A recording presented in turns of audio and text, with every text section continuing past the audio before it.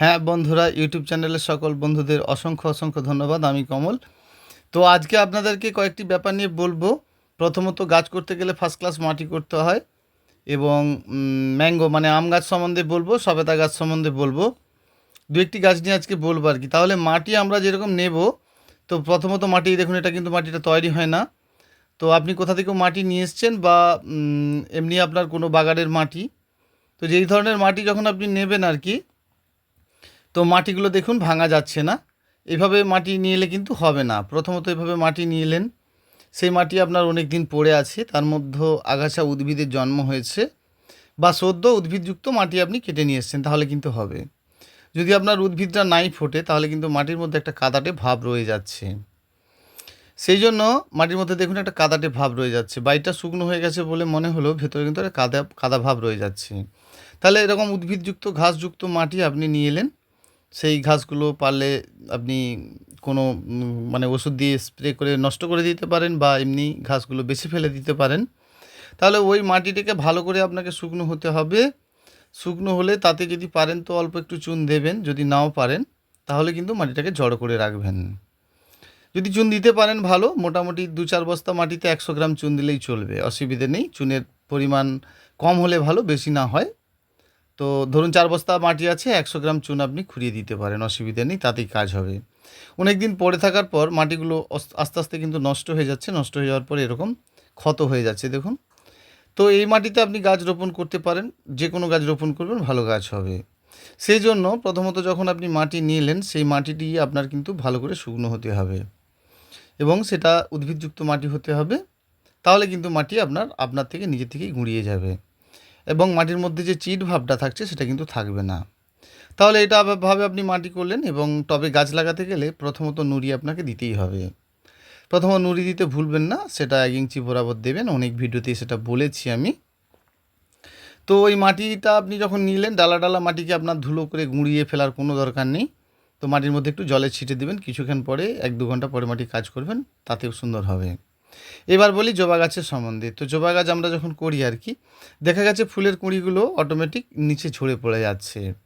তো ঝরে যাচ্ছে মানে আপনাকে জানতে হবে গাছের ক্ষমতা না থাকলে কিন্তু কুঁড়িটা পড়ে, মূল কথা এটাই। তো গাছের ফুল স্ট্রং তখনই হবে গাছটি যখন আপনার হেলদি হবে। তাহলে গাছের ফুল ভালো হবে। প্রথমত ২-৪টে গাছের পাতা হলুদ হয়ে যাচ্ছে, এই নিয়ে চিন্তা করার কিছু দরকার নেই। গাছের পাতা ২-৪টে হলুদ হতে পারে, কারণ পুরানো পাতাগুলো এভাবে হলুদ হতে পারে। কিন্তু দেখুন, পুরনো পাতা হলুদ হলেও গাছের কিন্তু সুন্দর সুন্দর শাখা বেরোতে শুরু হয়েছে। সেই জন্য গাছের পাতা হলুদটা বড় ব্যাপার না। দেখতে হবে সেই পাতা হলুদের সঙ্গে সঙ্গে আপনাকে খাদ্যটা ঠিক দিচ্ছেন কি না, বা সাইড দিয়ে শাখা বেরোচ্ছে কি না। তো যদি আপনার শাখা না বেরোয়, এই গরমটার সময় নয়, মাঝে মধ্যে কিন্তু কুঁড়িটা একটু করে পিঞ্চ করে দেবেন। পিঞ্চ করে দেওয়ার পরে দেখবেন অসংখ্য কচি কচি ডাল এভাবে বেরোতে থাকছে, একদম তলা থেকে ওপর পর্যন্ত। এবারে দেবেন আপনি খাদ্যটা আপনার ঠিক থাকতে হবে। তো এই ধরনের অর্ডিনারি জবাগুলো, এর থেকেই এই রকম বিদেশি জবাগুলো বিক্রি হয়। তো এই অর্ডিনারি জবার মধ্যে আপনি লাল জবা পাবেন, শঙ্খ জবা মানে চুনে হলুদ কালারের যে জবাটা হয়।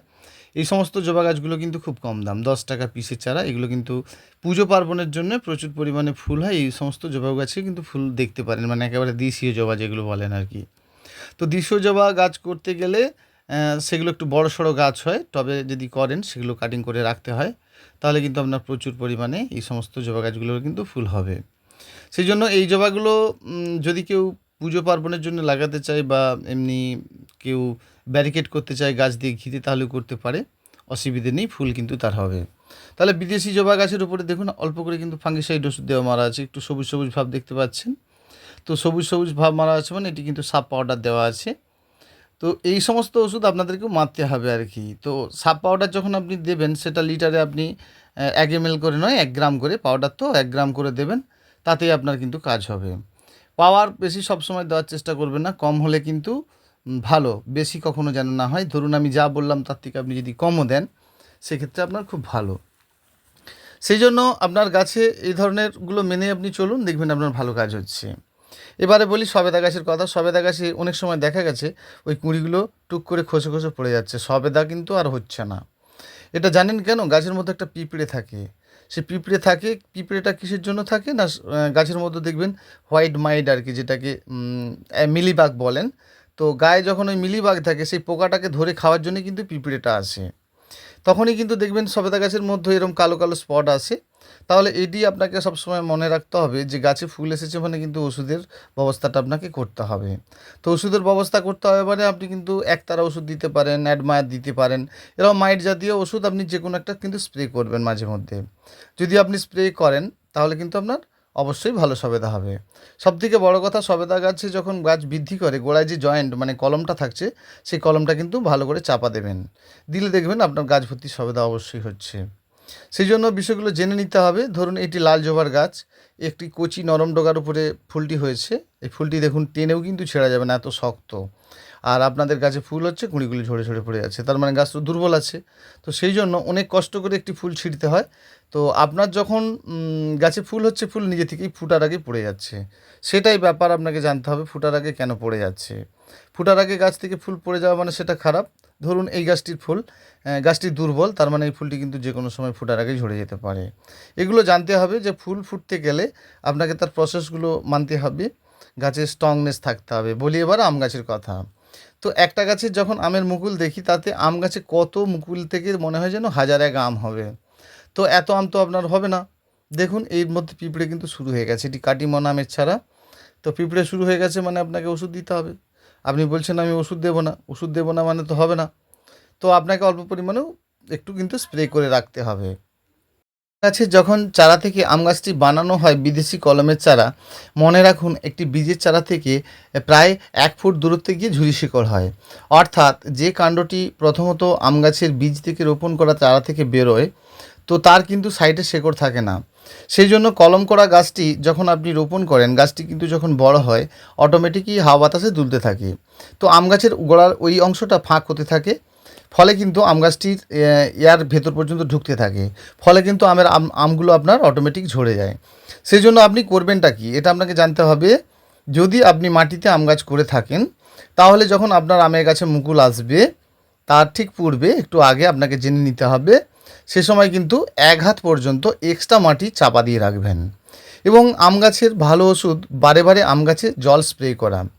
দেখুন আমার এই আম গাছটাতে এটি অম্রপালি আমের গাছের চারার ফল। তো আম গাছটিতে প্রায় 1 হাজারের কাছে আম হয়েছিল। তো আমরা কিছুই সার ওষুধ ইত্যাদি এত কিছু দেওয়ার সময় নেই, জাস্ট জল স্প্রে করেছিলাম। তো মাঝে মধ্যে যদি আপনি কোনো জল স্প্রে করেন আর কি, তাহলে জানবেন আপনার নিজের থেকেই বেশ কিছু ফল হবে। তো মাঝে মধ্যে আপনার যদি প্রবলেম হয় মানে গাছে পোকা টোকা লাগে, আপনি একটু ওষুধ দিলেন। মূল ভালো ওষুধ হচ্ছে গাছকে স্নান করানো। স্নান করানোর মতো ভালো ওষুধ হয় না। নমস্কার বন্ধুরা, এভাবেই করবেন, ভালো হবে।